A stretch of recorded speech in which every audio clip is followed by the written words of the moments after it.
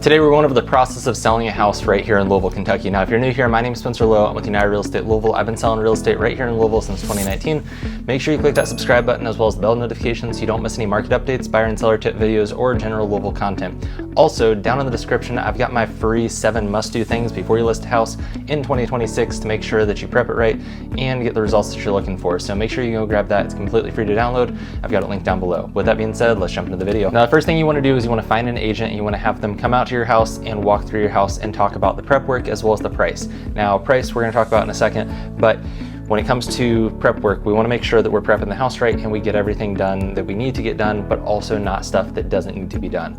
And here's the thing that I see a lot of, more than I'd like to see actually, is I go to a listing appointment, I sit down with the sellers and they go, well, when you're running numbers on it, know that we did X, Y, and Z, and we spent, $10,000 on this, $5,000 on this, and another $12,000 on this, and I look at them and I'm like, none of that adds any value to the house.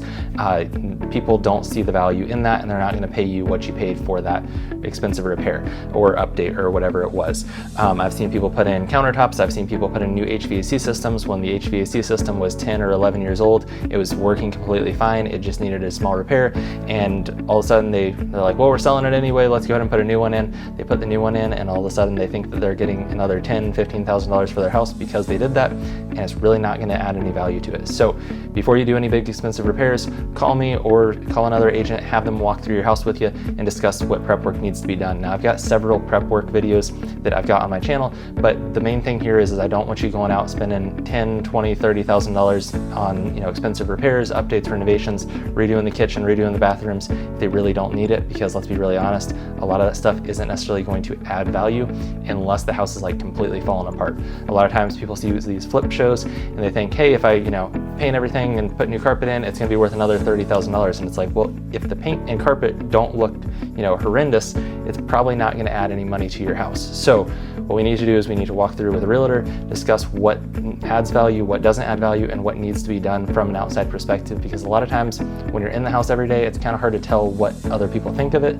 So having an unbiased person come in, like a realtor that's going to be on your side, tell you what you need to hear, not necessarily what you want to hear, is going to be really helpful for you. So first step, find an agent that you like, sit down with them, get them out to the house and walk through the property and discuss what needs to be done, what doesn't need to be done, and what you should do and what you shouldn't do is really important. Now, second thing that we need to do is we need to pick a list price. Now, here's the thing with list prices, a lot of times sellers have a tendency to say, I know it's worth $500,000, but let's price it at $525,000 and just see what the market does. Well, here's why you shouldn't do that.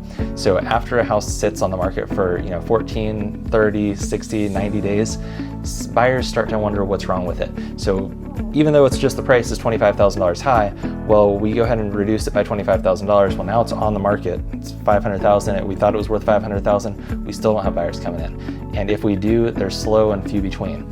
And then what happens is somebody's buyer comes in and they say, hey, I want to make an offer, but I'm not giving them full price because it's been on the market for 60 to 90 days and they're doing price adjustments, which shows me they're motivated to get it sold and we want to sell it quicker, and they just want to be done with the process. So let's go ahead and throw them a lowball offer and hope they accept it. And now we're kind of fighting an uphill battle because the buyers feel like they have more leverage, and they sort of do, because in today's market, if a house sits on the market for 60 to 90 days, a lot of times the buyers have a little bit of leverage on those. So even if we price it right, price a little bit high and then we reduce it, it's still sat on the market for 60 to 90 days, and those listings are what I call going stale. So once the listing goes stale, it's kind of hard to get buyers to go into it without doing price adjustments and farther lowering that price.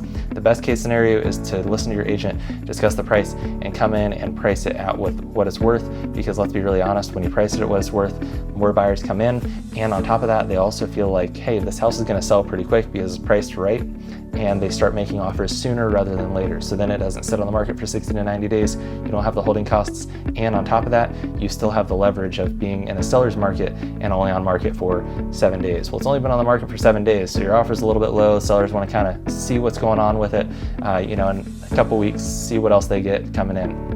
That's the story that we tell buyers when they put in lowball offers in the first couple weeks. But we can't really do that when it's been on the market for 90 days and we've had no offers and it's just sat there for 90 days. So price it at what it's worth from the get-go, or ever so slightly, maybe a couple $1,000s below what it's worth if you need to sell it a little bit quicker, because it's going to make the market move a little bit faster for you, because buyers are going to feel like they're getting a good deal. They're also going to have this fear of missing out. They're going to run into that house and they're going to put in an offer. Now, the third thing that you want to do after we found our agent and we've picked a price is we want to get started on on that prep work that we talked with our agent about. Now, if you haven't talked to an agent and you want some prep work to do for your house before you talk to an agent, I do have a lot of videos on my channel, so go check those out. I've got curb appeal tips, staging tips, prep work tips, different things like that. The other thing is don't do any major renovations or repairs to your house.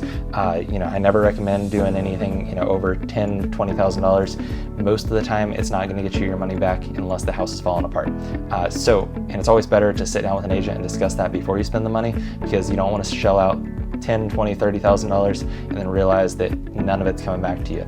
So make sure you sit down with an agent before you do those expensive repairs. But in terms of getting it generally ready, focus on the curb appeal, make sure the house is clean, fix anything that's broken, your light bulbs, make sure that all of them are working, replace the burnt out light bulbs, dust the ceiling fans, dust the baseboards, sweep the floor, make sure that it looks good and it's warm and presenting. The other thing is, when it comes to their curb appeal, make sure that it's actually, the house doesn't look like it's falling apart from the outside. The first impressions of a buyer is going to be that curb appeal. Whether they find it on Zillow, realtor.com, or they're driving by and they see that for sale sign, they're probably going to see the outside before they see any of the inside.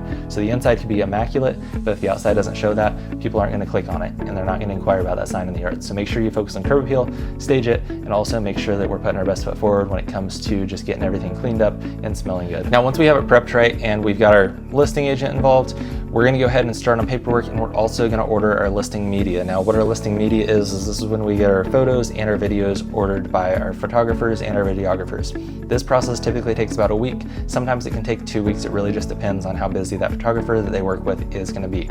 So in the spring market, sometimes our photographers do get booked out a little bit. So it is important to realize that and also kind of plan with your agent, so that way your agent can give your photographer a call, get the process started, get on their schedule, so that way when you're ready to list it, it can go live. The other thing is we want to make sure that that full listing media package comes back and it looks good. We want to make sure we've got professional photos. We want to make sure we got professional videos. Maybe your agents get on TikTok and Instagram and YouTube and Facebook and all this stuff.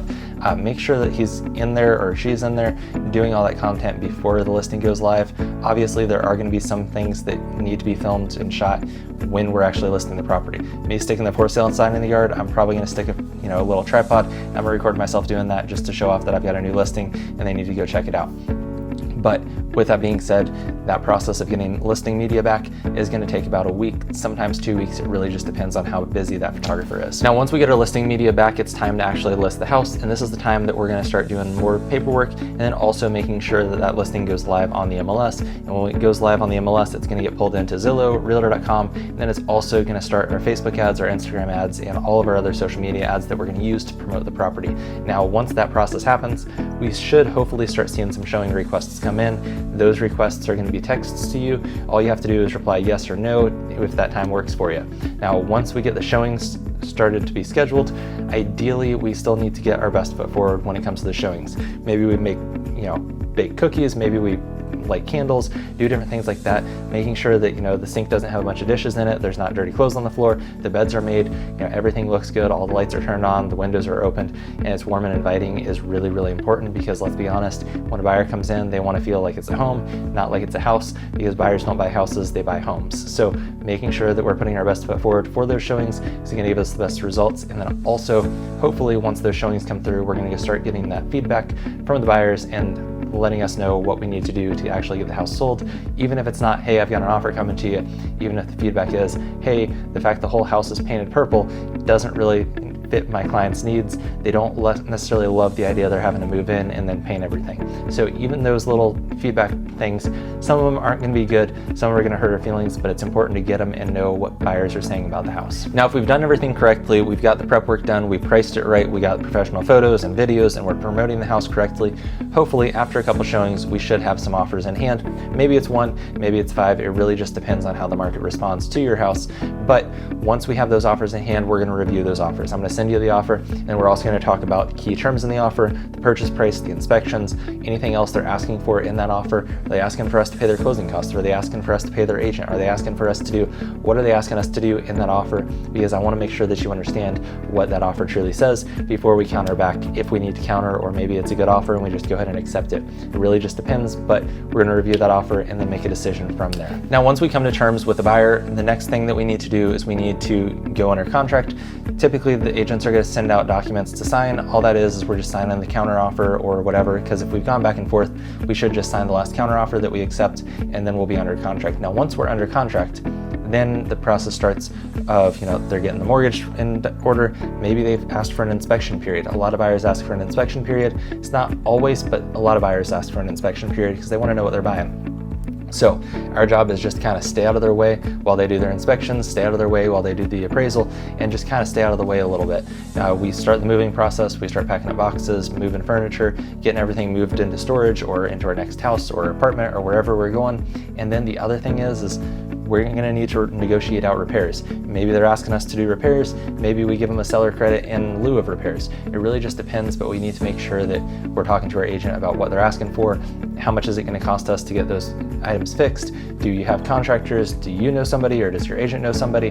Having an agent that has connections to people that can get work done for a little bit cheaper is really important, and also making sure that it's, actual contractors that are going to come out and do a good job. They're not just going to take your money and disappear on you. So different things like that can really delay closing because we're waiting on repairs to be done, and a contractor just took $5,000 and you'll never see him again. So now you got to go fight him in court, but we've also need the repairs done because we've got a contractual obligation to make sure that we're actually getting to the closing table and making those repairs. So make sure that you talk to your agent about all the repairs and all the stuff the contract has, but every contract is different. So depending on what they've asked for is really going to depend on the rest of the process.